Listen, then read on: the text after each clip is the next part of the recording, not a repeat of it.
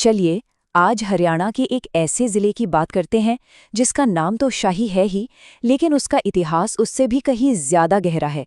आज हम कहानी सुनेंगे महेंद्रगढ़ की, एक ऐसी जगह जो अपने नाम में ही सदियों के राज छिपाए हुए है।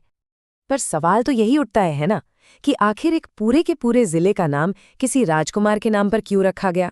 इस गुत्थी को सुलझाने के लिए हमें इतिहास के पन्नों को पलटना होगा। तो किसी भी कहानी को समझने से पहले ये जानना ज़रूरी होता है कि वो कहानी किस जगह की है। तो सबसे पहले आइए नक्शे पर महेंद्रगढ़ को ढूंढते हैं। अगर आप हरियाणा का नक्शा देखेंगे तो दक्षिण पश्चिम के कोने में आपको मिलेगा महेंद्रगढ़। इसकी सीमाएं भिवानी, चरखी दादरी, रेवाड़ी और झज्जर जैसे कई अहम जिलों से लगती हैं। मतलब ये सिर्फ एक जिला नहीं, बल्कि एक तरह का जंक्शन है जहां व्यापार और संस्कृति का संगम होता है। चलिए अब आते हैं सबसे दिलचस्प हिस्से पर, इसके नाम के पीछे छिपे राज पर। ये एक ऐसी कहानी है जो एक बहुत पुराने कबीले से शुरू होती है और एक शाही किले पर जाकर खत्म होती है।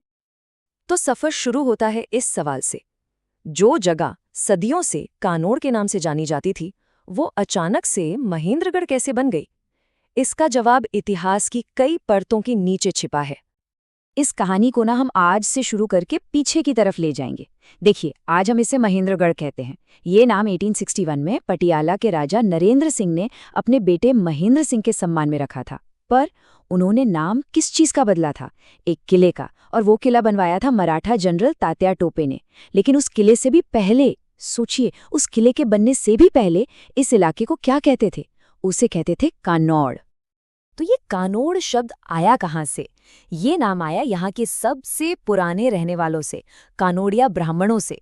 मतलब इस जगह की पहली पहचान सीधे सीधे यहाँ की मिट्टी से, यहाँ के मूल निवासियों से जुड़ी हुई थी। और देखिए, इतिहास में अक्सर कहानी में एक और मोड़ आता है। इस जगह को बसाया किसने, इस पर भी एक राय नहीं है। एक तरफ नाम आता है महान राजा पृथ्वीराज चौहान के नाना अनंगपाल का, तो वहीं दूसरी तरफ कुछ लोग कहते हैं कि इसे मुगल साम्राज्य के संस्थापक बाबर के एक सेवक महमूद खान ने बसाया था। नाम की कहानी तो हमने जान ली। अब देखते हैं कि एक इलाके से एक जिला बनने तक का इसका राजनीतिक सफर कैसा रहा, पेप्सू से लेकर आज के हरियाणा तक। महेंद्रगढ़ की आज की राजनीतिक पहचान बनने में 3 बड़े पड़ाव आए।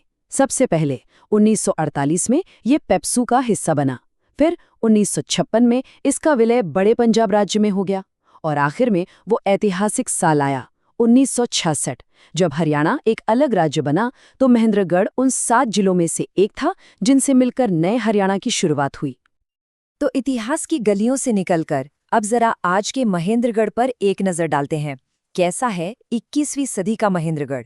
क्या है यहाँ के उद्योग और क्या है इसकी नई पहचान? आज ये जिला फैला हुआ है करीब 1899 वर्ग किलोमीटर में। पर यह सिर्फ एक नंबर नहीं है, ये वो कैनवस है जिस पर इसका आज और कल लिखा जा रहा है, जहां इतिहास और आज की कहानियां एक साथ बसती हैं। और यहाँ के उद्योग भी बड़े दिलचस्प हैं। एक तरफ तो हवाई चप्पल और लाख की खूबसूरत चूड़ियों जैसा पारंपरिक काम होता है, तो दूसरी तरफ एक बहुत बड़ा कंटेनर लॉजिस्टिक्स पार्क भी है। लेकिन सबसे हैरान करने वाली चीज पता है क्या है? एक लिक्विड नाइट्रोजन प्लांट, जो असल में एक बुल सीमेन बैंक है ना कमाल की बात? और सिर्फ उद्योग ही नहीं, यहाँ की जमीन भी बहुत खास है। दक्षिण हरियाणा की सबसे ऊंची चोटी, 652 मीटर ऊंची ढोसी पहाड़ी, वो यहीं महेंद्रगढ़ में है। ये सिर्फ एक पहाड़ नहीं, बल्कि एक सांस्कृतिक पहचान है जो आज के जिले को उसकी हजारों साल पुरानी जड़ों से जोड़ती है। तो अब इन सारी बातों को, प्राचीन वंश, शाही नाम, अनोखे उद्योग, इन सब को एक साथ रखकर देखें तो महेंद्रगढ़ की असली पहचान क्या बनती है? इसका सबसे बड़ा जवाब मिलता है इसके एक और नाम में। महेंद्रगढ़ को खनिजों का शहर यानी सिटी ऑफ मिनरल्स भी कहा जाता है, और ये नाम इसके प्राकृतिक संसाधनों और इसकी अर्थव्यवस्था के बारे में बहुत कुछ बताता है। तो यही है महेंद्रगढ़ की कहानी, एक ऐसी जमीन जहां प्राचीन कनौड़िया वंश की जड़ें हैं, एक राजकुमार के नाम की शान है, और जमीन के नीचे छिपा खनिजों का खजाना है। ये सब मिलकर एक अनोखी पहचान बनाते हैं।